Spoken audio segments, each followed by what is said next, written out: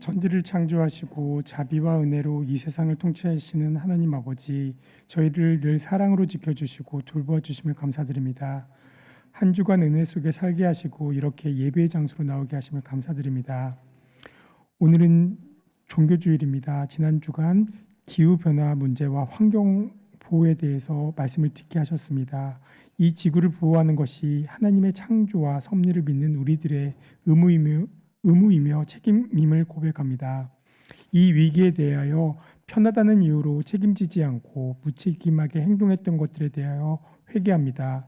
주보 한 장, 물컵 하나에도 자연을 하나님의 섭리를 깨닫게 하시고 지구를 알고 이 지구에 대하여 사랑하고 행동하는 우리가 되게 하옵소서. 종교주의를 맞이하여 어둠의 시대, 타락한 시대 속에서 살고 말씀의 부흥을 일으키게 하시고 한국교회 200만 연합기도회가 정치 집회로 변질되지 않게 하시옵소서. 위협받는 상황 속에서도 진리를 위해 일어나고 말씀 속에서 살아갔던 것처럼 우리도 하나님의 섭리 가운데 하나님의 창조 질서가 이루어질 수 있도록 믿음의 선조를 본받게 되는 주일 되게 하시옵소서. 그리하여 우리 후손들과 새로운 세대들도 진리의 말씀을 깨닫고 말씀이 우리 삶에 사로잡게 하시옵소서. 특별히 자연 속에서 야외 예배를 드리는 꿈마을 학꿈 아이들이 하나님의 말씀 속에서 하나님의 나라의 비밀을 깨닫게 하시고 깨달은 말씀 가운데 건강하게 자라나게 하시옵소서. 속죄제와 속건제, 번제, 화목제, 제사 가운데서 하나님을 보게 하시고 또 이웃을 보게 하시옵소서.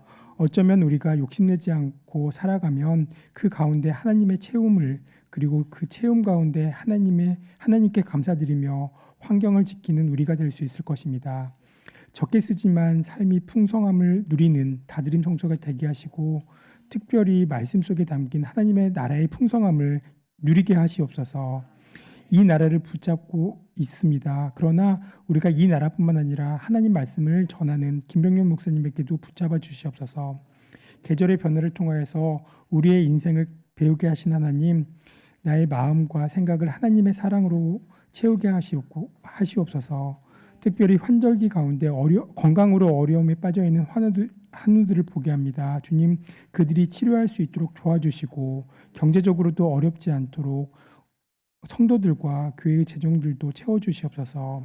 항상 우리와 함께 하시며 예배드리는 온전한 예배를 받아주시는 예수 그리스도의 이름으로 기도드렸습니다. 아멘. 생각해 보시기 바랍니다. 오늘 이 본문은 레위기 7장 11절부터 21절 말씀인데요. 오늘 기도하신 우리 장 집사님이 어제 기도 준비하러 같이 와서 저한테 이러시는 거예요. 제가 이제 본문과 주제를 미리 드렸으니까 집사님 집에서 읽어보시고 이 본문하고 감사가 연결이 됩니까? 그러면서 대단히 어색해 하셨어요. 예, 참 이 본문 안에서 감사를 찾는 것은 좀 생각을 해봐야 하는 약간의 어려움이 있습니다. 그런데 본문을 보시면 여러분 여기에 화목제물을 이야기할 때에 세 부류의 화목제물이 있는데 감사의 제물이 나오고 서원제물이 나오고 자원제물이 나와요. 그런데 이 감사의 제물은 항상 보면 조건이 이렇게 되어 있습니다. 너희가 이런 것을 드리려고 하거든.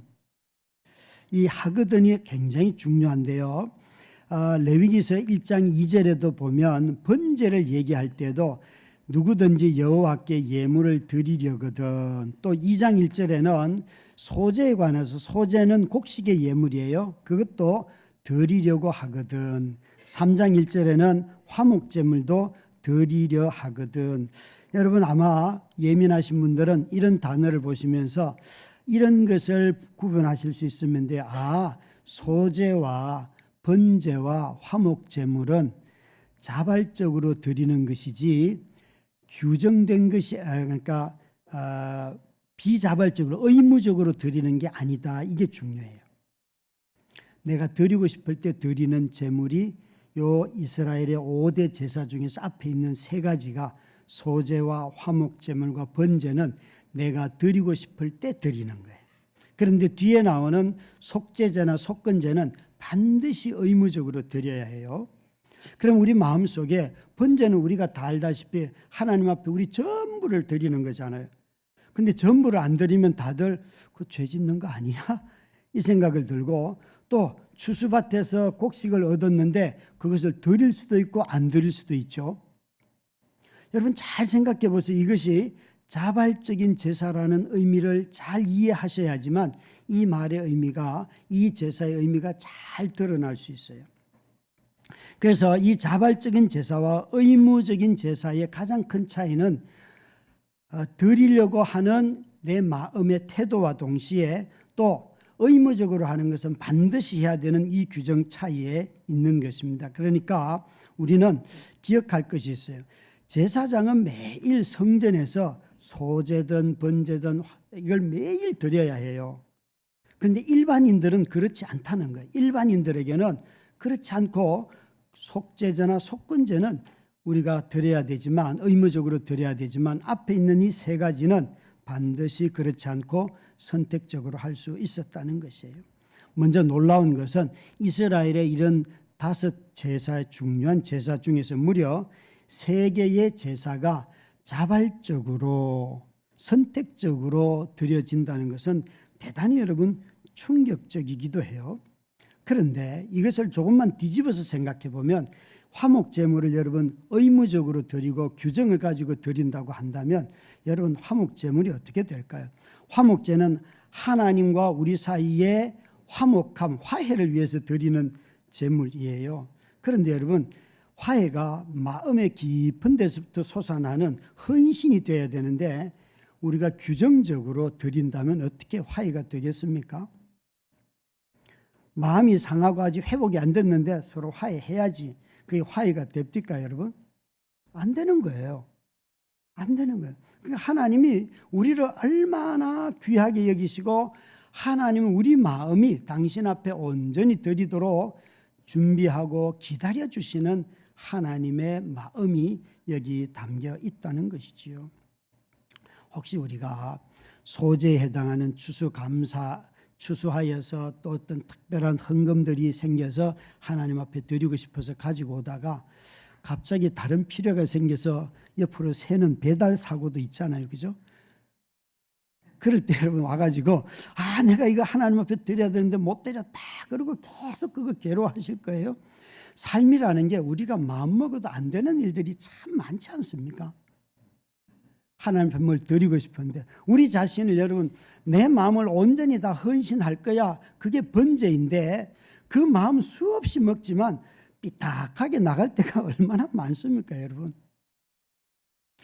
우리 하나님이 우리에게 이 3가지의 제사를 보면서 우리 마음을 준비하도록 기다려주시고 우리 마음이 하나님이 배려하신다는 것을 생각하면 특히나 이 화목제물 같은 화목제사 같은 경우는 억지로 드릴 수는 없잖아요.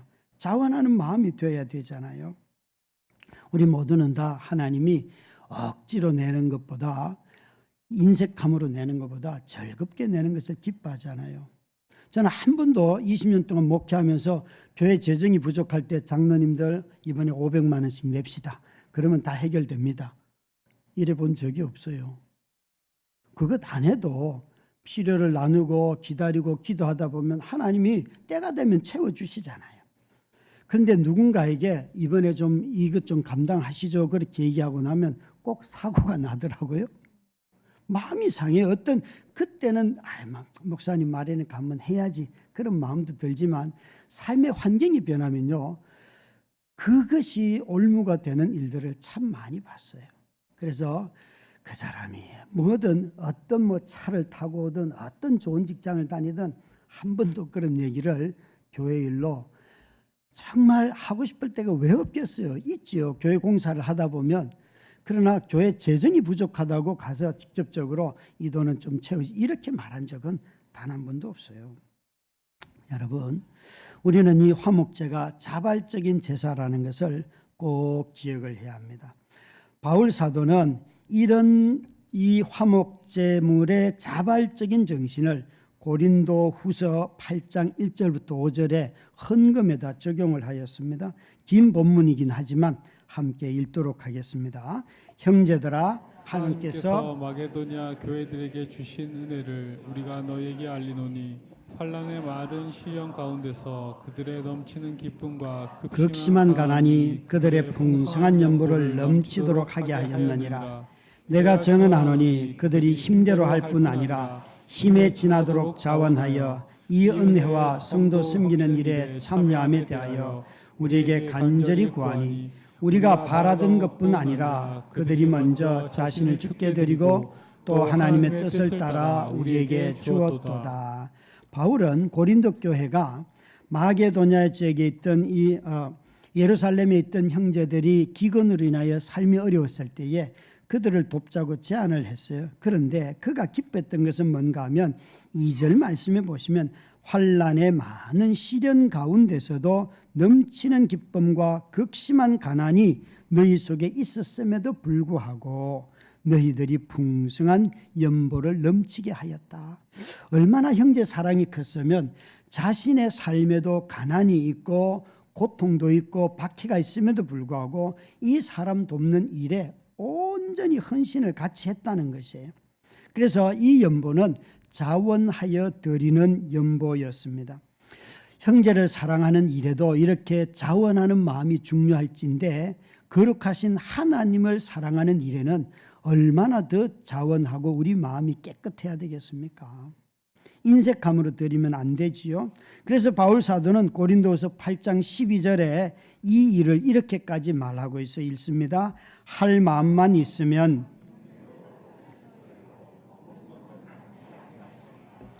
여기에 바울은 너희가 저 형제들이 어려우니까 우리 이렇게 냅시다라고 제안한 것이 아니에요. 할 마음만 있으면 있는 대로 받으실 터이요. 이게 중요해요. 자기에게 있는 것을 하고 싶어 하는 마음이 중요해요. 없는 것을 내라는 게 아니에요. 여러분, 제발 이런 분들은 없기를 바라요. 저는 우리 성도들 중에 한 분도 없으리라고 생각하는데 카드깡을 해서 헌금하는 사람 없기를 바라요. 그 다음에 사업에서 아직 그 이익을 남기지도 않았는데 이 사업이 잘 될 줄 믿고 미리 헌금하는 이런 일도 없기를 바랍니다. 그 사업이 잘 끝나서 그 사업의 수익이 났을 때 헌금하시기 바라요. 안 늦어요, 안 늦어. 오히려 잘못 보면요, 하나님 조금 드리는데 큰 거 주세요. 이렇게 되기가 쉽잖아요. 그렇지 않겠어요? 여러분, 이 조금만 기다리면 더 마음에 편안하게 기쁘게 드릴 수 있는데 왜 그걸 미리 땡겨서 드리려고 하십니까? 성경에 나오는 서원죄는 그런 방식의 서원죄는 없어요. 우리는 여러분 정말 지금 가지고 있는 것 중에서 드리면 돼요. 그것이 시간만 있다면 시간을 드리시고요. 그 돈이 없으면 돈을 안 드리면 되잖아요. 그게 왜 문제가 됩니까? 하나님은 있는 것 중에서 받으시길 기뻐하시는데 뭐가 문제예요? 여러분 기억하셔야 해요. 이런 것 가지고 자꾸 자기를 괴롭히지 마시기 바랍니다. 하나님은 정말 기쁘게 드리고 자원하여 드리고 인색함 없이 드리는데 이걸 이렇게만 말하면 전부 다 더 많이 드리는 걸 좋아하시는가 보다 이 생각을 참 많이 하셔요. 그런데 번제와 소제, 화목제물이 전부를 바치지 아니하였다고 하여서 하나님이 죄라고 말씀하시지 않는다는 거예요.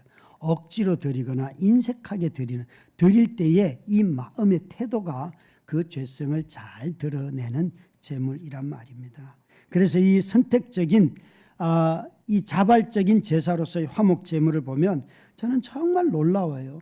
서로가 화해할 때에 이것은 마음에서 우러나와야 하죠. 억지로 할 수 없지 않습니까? 그것이 설령 하나님이라고 할지라도 우리 하나님이 그 마음을 기다려 주신다는 것이에요. 오해하지 말 것은 성도들이 자발적이라 하면 전부 다 그러면 내가 내 마음 이것만 생각하시는데 거듭난 성도들이 한 가지 생각할 것이 있어요. 여러분 우리 마음이 거듭났다는 것이 지금 마음의 주인이 누구예요?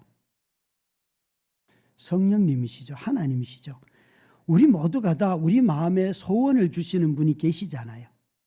그 소원을 크게 뭉뚱그리면 우리에게 구원의 완성, 구원을 향한 열망 이런 소원을 주신단 말이에요. 그러니까 우리 모두가 다 거듭나서 성령이 우리 안에 거하시면 끊임없이 그리스도를 닮고 싶고 하나님 사랑하고 싶은 마음이 생기는데 이 성령이 우리를 그렇게 마음의 열망을 불러일으키셔요. 그런데 기억할 것은 성령께서는 우리 형편을 잘 알기 때문에 이렇게 말씀하실 수도 있어요. 이번에 너 헌금하지 말고 너나 잘 먹고 살아. 그러실 수 있죠. 아이, 그래요? 안 그래요? 성령님이 맨날 굶주리고 없는데 너 이번에도 바쳐야 돼 이렇게만 말씀하실까요? 성령이 우리를 잘 아시는데 제가 말씀드리려고 하는 건 성령이 우리 마음의 주인이시기 때문에 그분의 인도함을 따라서 자유하게 사시라는 거예요. 그래서 정말 누군가에게 드릴 마음을 주셨으면 풍성하게 드리면 되고, 그러나 내게 그런 마음을 주시지 아니하였으면 내 삶을 잘 살면 그게 성령이 우리 가운데 하시는 모습이지요. 교회를 해보면서 교회 궁하다고 어떤 일이 생겼다고 한 사람이 모든 것 해, 그렇지 않아요, 여러분. 하나님은 놀랍게도 하나님의 교회이시기 때문에 늘 그 마음을 누군가에게 주시고 함께 만들어가게 하시더란 말입니다. 성령이 마음의 변화를 일으키시고 구원을 갈망하게 하고 성령이 자원하는 마음을 자발적으로 갖게 하실 때 드리는 거예요. 이게 우리 장로님들 계시고 권사님, 안수 집사님들 계시는데요. 우리가 다 직분을 받을 때 디모데전서 3장 1절에 보면 감독의 직분을 사모하는 자들이라고 하잖아요.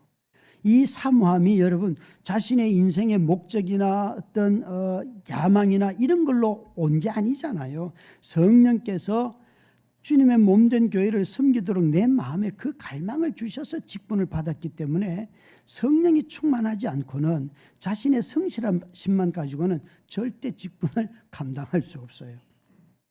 감당할 수 없어요. 성령이 우리 마음에 끊임없이 우리를 매일매일 갱신시켜 주셔야지만 이 자리에서 설교하는 저도 기쁘고요. 또 여러분들도 직분을 감당하면서 기쁘고 즐거운 거예요. 그 마음을 말씀하시는, 그러니까 그리스도인은 두 개의 자아를 다 가지고 있어요. 옛날 옛 본성, 자기의 죄로 무릎 꿇게 하고 다른 것에 순종하게 하는 그 옛 자아도 여전히 우리에게 영향력을 끼치고, 그러나 거듭난 새 자아가, 새 생명이 성령께서 우리 마음에 역사하고 계세요. 이분을 쫓아가야 가는 것이 자발적인 헌신의 마음이라는 거지요. 그래서 이 화목제사는 자발적인 제사예요. 뿐만 아니라 이 화목제사는 하나님을 기뻐하는, 즐거워하는 제사이기도 합니다.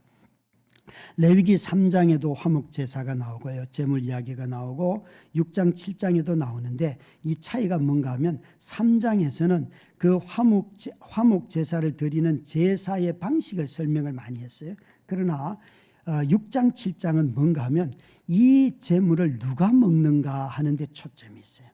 이 3장의 저 9절이나 10절에 나오는 것은 다 보시면 바로 이겁니다. 저기 나와 있는 것처럼 9절에 있는 것처럼 미골에서 뺀 기름이나 또 기름진 꼴이나 내장에 덮인 기름, 내장에 붙은 모든 기름, 이건 다 누구 건가 하면 하나님 거예요. 그래서 두 콩팥이나 그 위에 기름이나 허리 쪽에 있는 것, 간에 붙은 꺼풀, 이런 것은 다 떼어내서 하나님 거는 불살라야 해요. 하나님은 태운 죄를 좋아하십니다. 전부 탄 걸 하나님 드셔요. 그런데 이제 제사장이 먹는 것도 따로 있어요. 제사장이 먹는 것은 보시면 저기에 아론과 그의 자손들에게 주는데, 그것은 여기에 보시면 화목제물의 오른쪽 뒷다리, 오른쪽 뒷다리는 제사장의 것이에요. 이건 누구도 먹으면 안 돼요. 가슴살하고 오른쪽 뒷다리는 제사장이 먹는 거, 이건 일반인이 먹으면 안 돼요. 나머지, 그러면 아까 말했던 콩팥 주위에 있는 기름과 이런 거 다 태운 거 말고 뒷다리하고 가슴살 말고 나머지 고기는 누가 먹는가 하면 일반인들이 먹을 수가 있어요. 그게 이제 6장 7장에 잘 설명하고 있습니다. 이 화목 제사 제물의 큰 특징 중에 하나는 다른 제사와 달리 일반인들이 그 드려진 제물을 먹을 수 있다는 것이에요. 그러니까 하나님께 드릴 때 기름이나 콩팥에 있는 것, 간, 이걸 드리는 것은 고대 사람들은 이게 가장 인간의 중심이라고 봤어요. 요즘은 기름 드리면 기분 나쁩니다. 기름은 이걸 먹으라고. 그런데 옛날 사람들은 그게 제일 좋은 거라고 생각을 했어요. 그래서 하나님께 최고의 것을 드리는 것. 우리가 비자발적으로가 아니라 자발적으로 드릴 때에도 하나님께 최고의 것을 드리려고 애를 써야 한다는 거예요. 여러분, 항상 우리의 중심에서 하나님께 이걸 드릴 때에 최고의 것을 드리려고 애를 쓰시기 바랍니다.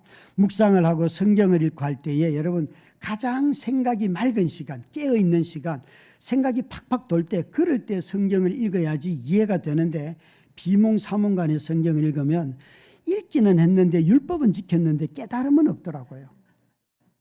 예. 참 제가 성경 통독하면서 어려운 게 내 제일 좋은 시간에는 다른 걸 하고 싶은 마음이 참 많아요. 예. 이런 거 바꾸는 게 되게 어렵죠, 그죠? 그런 거예요, 그런 거. 그리고 여기 화목 제물 중에서 오늘 있는 본문의 12절 13절은 감사의 제사를 설명하고 있어요. 감사의 제사를 한번 읽어볼까요? 12절 13절입니다. 만일 그것을 감사함으로 드리려면 기름 섞은 무교병과 기름 바른 무교전병과 고운 가루에 기름 섞어 구운 과자를 그 감사 제물과 함께 드리고 또 유교병을 화목제의 감사 제물을 함께 그 예물을 드리되. 여기 감사제, 화목제에는 세 종류가 있다고 말씀드렸는데 이 감사의 제는요, 거기 보시면 무교전병 언제 썼는가 하면 출애굽할 때에 음식을 먹을 수 없을 때 발효되지 않은 거 먹는 거고요. 또 유교전병도 씁니다. 근데 이건 무교전병을 쓰는 것은 다 구약에서 출애굽 사건, 구원의 사건을 기억하는 거예요. 구원의 사건을 기억하고, 유교병을 쓰는 것은 이 발효가 된 음식은 일반 음식이에요. 그러니까 우리가 구원을 생각하면서 하나님께 감사할 수 있겠죠. 그런데 유교 전병을 쓰는 것을 상징하는 것은 뭔가 하면, 특별히 감사 제목은 우리가 질병에서 거듭났거나 삶의 어려움 속에 있다가 벗어났거나 이런 일상적인 삶 속에서 어려움에서 벗어나는 것을 감사제의 핵심이에요. 그러니까 우리가 그리스도로 말미암아 구원받은 사건에 감사도 있지만 삶에 어렵고 힘들 때에 그것으로부터 벗어나는 것 또한 감사의 제목이 되잖아요. 그럴 때 12절 13절에 했던 것처럼 이 감사 제물을 드렸다는 것이에요. 사랑하는 우리 성도 여러분, 저와 여러분이 받은 구원에 대해 감격도 하지만 일상생활 속에서 어렵다가 그 어려움에 벗어날 때 우리 또 감사 이유가 되지 않습니까? 이 화목제물은 특징이요, 제물이 소, 양, 염소만 드릴 수 있어요. 물론 소제가 함께 쓰이긴 하는데 이 짐승 중에서 새가 드려지지 않습니다. 왜 그럴까요? 이 화목제물이 식사의 제물이나 제사인 것을 기억하시면 이해할 수 있어요. 식사하는데 새를 드려가지고 누가 먹겠습니까? 나누어 먹을 게 없는 거예요. 적은 거 새는 드리지 못했어요.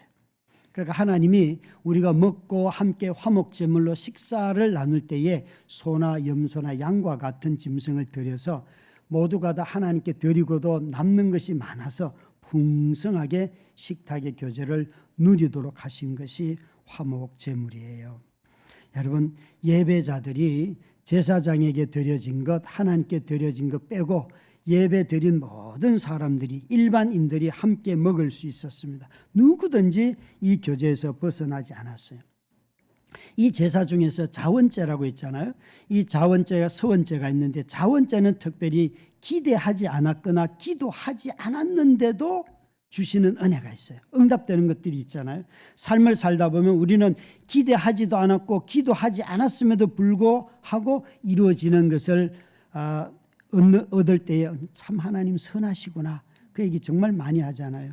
그래서 여러분, 우리 삶에 이 자원죄는 뭔가 하면 내가 그걸 얻으려고 노력도 하지 않았고 기도도 안 했음에도 불구하고 채워주신 게 있어요. 그걸 보면서 자원죄를 드리는 거예요. 참 이런 자원죄가 드려질 때 우리는 얼마나 기쁩니까? 그죠? 얼마나 기쁩니까? 하나님이 너무 선하신 분이라는 것. 한번 추수밭에 섰을 때에, 또 아니면 여러분들이 이 가을에 오늘도 기도하시는 분, 또 광고하신 장로님 다 이 아름다운 자연을 이야기하였는데, 사실 저와 여러분이 누구한테 선물을 주려고 자연을 가꾼 적 없잖아요. 오늘 여러분, 제가 준비하지 않았지만 이 예배 마치고 나가면서 제발 이렇게 이 철길도 좀 걸으시고 하늘도 좀 바라보고 그러면서 그 하나님이 주신 선물을 마음껏 누리시기 바랍니다. 그게 바로 자원죄라는 것이에요. 자원죄. 그래서 이것은 내가 노력하지 않았어도 열매 맺게 하시는 하나님의 은혜. 특별히 여러분 부모님들 자녀를 보면서 내가 노력한 대로 열매 맺는다 생각하지 마시고요. 내가 노력 안 했어도 애들이 이렇게 건강하게 자라다니. 그것 보면서 여러분 기뻐하시기 바랍니다. 하나님 내 노력보다도 내 수고보다도 더 크게 아이들을 안전하게 지켜주시고 아이들이 지식이 자라게 하시고 아이들이 체격이 자라고 생각이 자라고 감정이 풍성해지고 이런 것 보면서 여러분 감사하시기 바랍니다. 감사하시기 바랍니다. 신명기 12장 7절에 이 감사의 제목을 감사의 제사를 이 구절은 이렇게 말하였습니다. 읽습니다. 거기 곧 너희의 하나님 여호와 앞에서 먹고 너희의 하나님 여호와께서 너희의 손으로 수고한 일에 복 주심으로 말미암아 너희와 너희의 가족이 즐거워할지니라. 이 구절에 이 화목제 감사제를 화목제물을 이야기하면서 마지막에 주심으로 말미암아 너희와 너희의 가족이 즐거워할지니라. 여러분 하나님은 이 화목 제사를 통하여서 무엇을 기뻐하시는가 하면 가족들이 식탁에 둘러앉아서 밥 먹는 그것을 너무 기뻐하신다는 거예요. 혹시 오늘 아침에 기쁘게 식사하고 오셨습니까? 아니면 굶고 오셨습니까? 또 아니면 식사를 했더라도 그냥 수고해서 누군가 밥을 냈는데 그걸 기쁘게 먹기는커녕 어제하고 똑같나? 나는 똑같은 음식 이틀 안 먹는다. 뭐 그런 눈빛으로 혹시 보지는 않으셨는지요?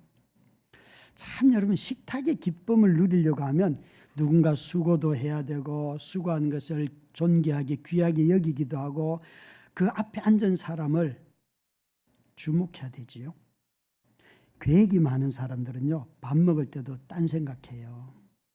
가끔 아이들이 저하고 밥 먹다가 아빠 또 딴 생각한다. 딱 그런데 뭘 보고 하는가 하면 제 눈빛을 보면 안 돼요. 벌써 관심이 자기들한테 없다는 거예요. 여러분 식탁에서의 즐거움은 메뉴의 어떤 것보다도 함께 그 공간, 시간, 그 장소를 누리는 데 있잖아요. 그래서 함께함이 가장 큰 기쁨인데 이게 전부 다 자기의 어떤 계획이 있고 그 다음에 해야 할 순서가 있고 하면 뭔가 상상하는 것들이 있고 이러다 보면 식탁에 이런 즐거움은 없는 것 같습니다. 여러분 같은 식탁에서 교제하거나 또 질병에서 벗어났거나 또 아니면 하나님의 구원에 대한 감격이든지 간에 우리 모두가 다 이 감사의 화목 제사를 통하여서 하나님을 기뻐하고 함께 먹는 사람들을 즐거워하는 저와 여러분이 다 되기를 바랍니다. 그런데 이 제사에 아주 치명적인 이 제사의 기쁨을 완전히 빼앗아가는 치명적인 것이 두 가지가 있어요. 그 첫 번째는 뭔가 하면 여기에 나오는 15절, 16절, 17절 말씀인데요. 여기에 뭐라고 말씀이 되어 있는가 하면 같이 한번 15절만 읽도록 하겠습니다. 감사함으로 드리는 화목제물의 고기는 드리는 그날에 먹을 것이요 조금이라도 이튿날 아침까지 두지 말 것이니라. 아멘. 여기에 조금이라도 하는 이 단어예요. 이 단어는 이 히브리 단어를 번역할 때 강조하기 위해서 이렇게 했는데 가만히 읽어보시면 감사의 제사인데 조금이라도 남기면 안 돼요. 이 감사의 제사는 특징이 그날 드린 날 다 먹어야 돼요. 그런데 서원제나 자원제물은 이틀까지는 먹을 수 있어요. 그러나 3일째 먹으면 안 돼요. 그러면 질문은 이거죠. 왜 사람들이 하나님의 이런 규정을 보고도 조금 남기려고 할까요? 여러분은 음식을 먹다가 조금 남길 때 왜 남겨요? 일단 살찔까 봐 남기죠. 제가 볼 땐 요즘 사람들은 살찌는 걸 엄청 두려워하기 때문에 조금 남기는 이유가 살찌는 건데 지금 이게 화목제물의 특징이 뭐라 그랬어요? 하나님이 주신 것을 하나님께 드리고 우리가 함께 먹는 거잖아요.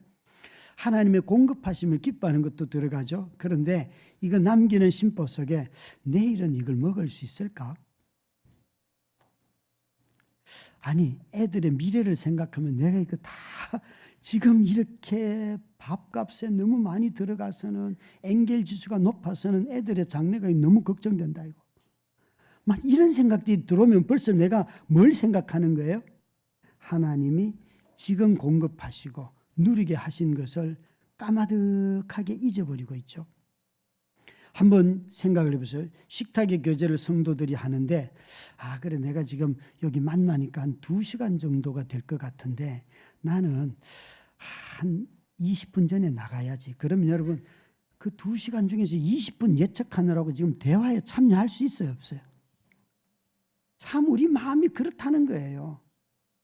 우리가 이게 그 기쁨을 마음껏 누려야 되는데 자기가 뭔가 다른 생각이 그 작은 일 이게 전부도 아니에요.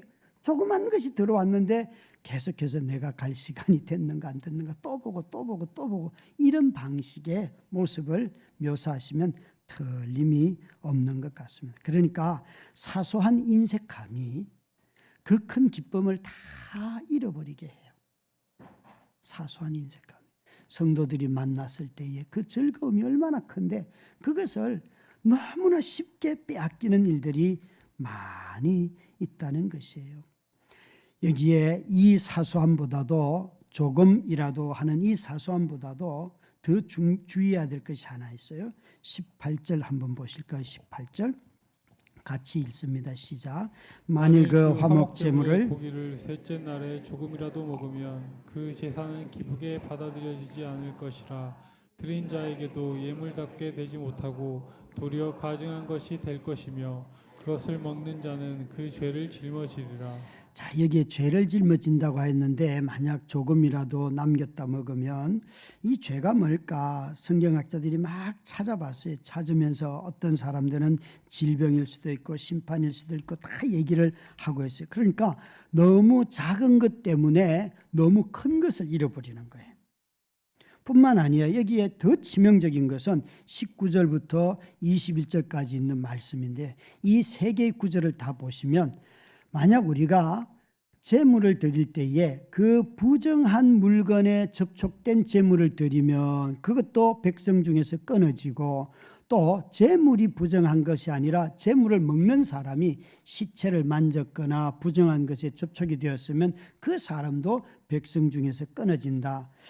여러분 하나님께서 제물을 언제 기뻐하시는가 하면 다른 제물들은 다 보면 드릴 때 제물의 상태를 보고 기뻐하세요. 드릴 때. 그러니까 하나님께서 제물의 상태를 보고 흠이 없고 병들지 않았고 이런 거 있잖아요. 그거 다 이미 드릴 때 판정이 나요. 그런데 화목 제물의 특징은요. 드릴 때도 판정이 되지만 이것이 드리고 난 뒤에 그 3일 동안에 내가 이 제물을 어떻게 대하는가에 따라서 하나님이 기뻐하시는지 아닌지가 판정이 나니까 이 제물은 다루는 데 있어서 굉장한 주의를 기울여야 해요.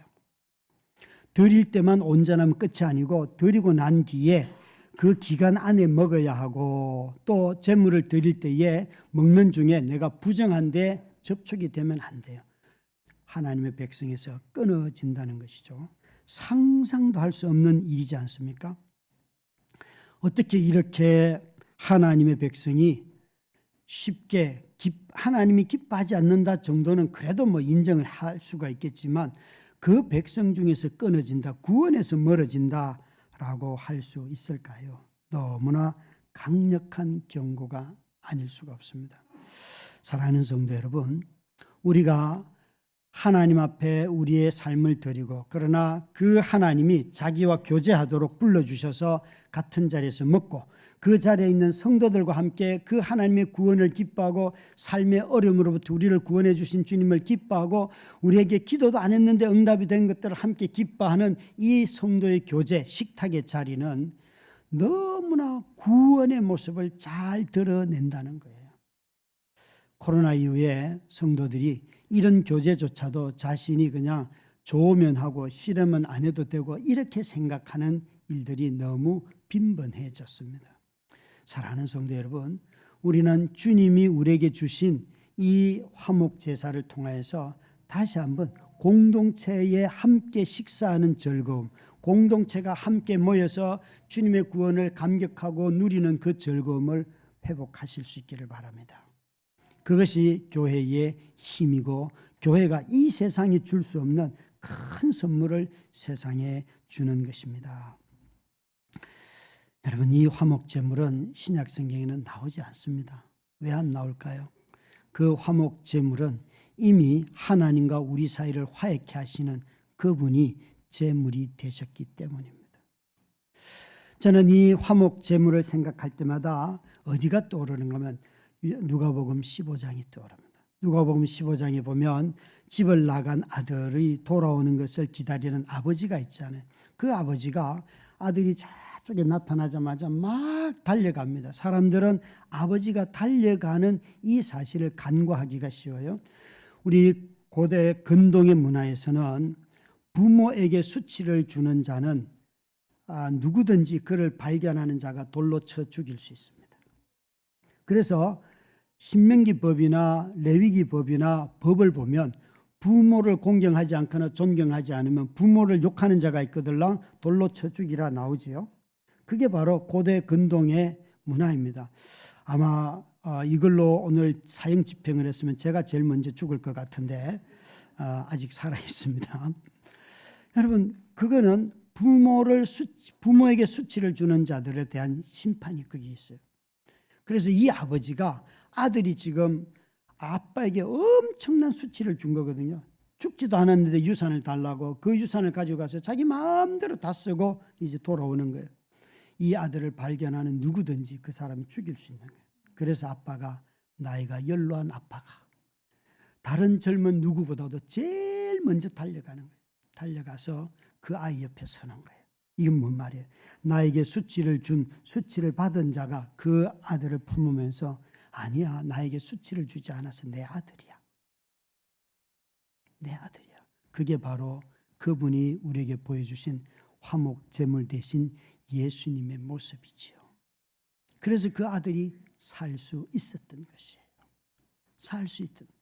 이 고대 근동에서 이런 문화를, 부모에게 수치 준 자를 죽일 수 있다는 이 문화를 계자자라고 해요. 계자자로. 그런데 그 수치를 당한 아버지가 그 아들 곁에 가서 섬으로 말미암아 아들이 살았어요. 그런데 더 놀라운 사실은 이 아들을 어디로 데려옵니까? 누가복음 15장 24절을 한번 읽어보도록 하겠습니다. 이 내 아들은 죽었다가 다시 살아났으며 내가 잃었다가 다시 얻었노라 하니 그들이 즐거워하더라. 23절에 보니까 우리가 먹고 즐기자. 수치를 준 아들이 살아있는 것만 기쁜 것이 아니라 그 아들이 왔을 때 신발도 바꾸고 반지도 바꾸고 옷도 바꾸고 다 바꿔주고, 그게 끝이 아니에요. 다윗은 여러분 압살롬을 데리고 와도 그가 만나주지 않으니까 압살롬이 반란을 일으켰잖아요. 그런데 우리의 진짜 다윗이신 예수 그리스도는 그 반역한 자들을 불러서 자기 곁에 두는 정도가 아니라 먹고 마시고 즐거워하는 존재가 되었다는 거예요. 스바냐서 3장 17절에 보면 너의 하나님 여호와가 너를 잠잠히 기뻐하신다고. 너의 하나님 여호와가 너로 인하여 기쁨을 이기지 못한다고. 사랑하는 성도 여러분, 오늘도 혹시 여러분 자기 자신이 자기를 제일 많이 정죄하잖아요. 그죠? 수고하고 애쓰고 그렇게 해서도 또 뭔가 내가 모자라고 부족하고, 그런 결과들을 매번 경기 때마다 보는 선수들은 얼마나 자기가 열심히 했어도 또 치고 나면 내가 또 더 해야 되는데, 아니 그 수고한 것에 대한 감사가 하기 전에 내가 더 나를 쟤보다 더 연습을 열심히 했더라면, 이런 삶이 계속 패턴이 된 선수들도 있는가 하면, 아니 30대 40대 열심히 살면서 매일 수고하고도 한 달 살해를 받고 난 뒤에 또 그거 모자라는 거 보면서 내가 좀 더 열심히 했더라면 우리 아이들이 편하게 살 수 있었을 텐데, 이런 생각을 하는 우리의 삶이라는 거죠. 그런데 주님이 우리를 그렇게 대하지 아니하신다는 거예요. 주님이 얘야, 너 충분히 수고했어. 너 정말 나와 함께 먹고 마시고 쉬자. 내가 너를 사랑해. 내가 너를 기뻐해. 내가 기뻐할 만한 일을 해서가 아니야. 네가 나에게 수치를 줬어도 나는 네 곁에 있어. 너와 함께 먹고 마시고 싶어 라고 말씀하시는 그분이 바로 우리 주님이십니다. 오늘 우리가 이 주님을 다시 한번 기억하고 찬양하며 정말 기쁘게 화목제물이 되신 우리 주님을 인하여 함께 찬양하십시다.